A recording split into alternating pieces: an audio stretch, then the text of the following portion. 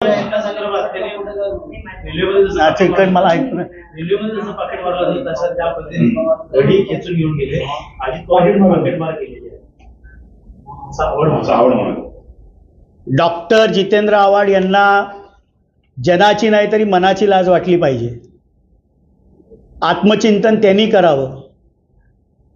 ज्या माणसावर जीवे मारण्याची प्रयत्न केला ह्या कलमाचा गुन्हा आहे, ज्या माणसावर किडनॅपिंगचा गुन्हा आहे, ज्या माणसावर स्त्री शक्तीचा विनयभंग केल्याचा गुन्हा आहे, ज्या माणसावर एका मुस्लिम, खास करून मी बोलते मुस्लिम महिलेवर खोटा पॉस्को, खोटी पिटाची केस करण्याचं षडयंत्र रचल्याचा आरोप आहे.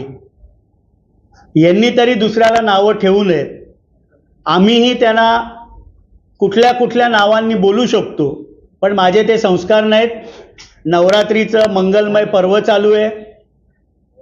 ज्या करोडो हिंदूंचं आस्था असलेलं प्रभू श्री रामाबद्दल वक्तव्य जे करू शकतात, विश्वरत्न, भारतरत्न, बोधिसत्व, परमपूज्य डॉक्टर बाबासाहेब आंबेडकरांचा फोटो जे फाडू शकतात, त्यांच्याबद्दल काय बोलायचं? त्यामुळे त्यांनी काय ते त्यांचे संस्कार नेहमी दाखवत असतात. भाषा मर्यादा सोडून बोलणं हा त्यांचा गुण आहे. पण जनाची नाही तरी मनाची लाज दुसऱ्याला नावं ठेवताना त्यांनी बाळगावी एवढी अपेक्षा आहे.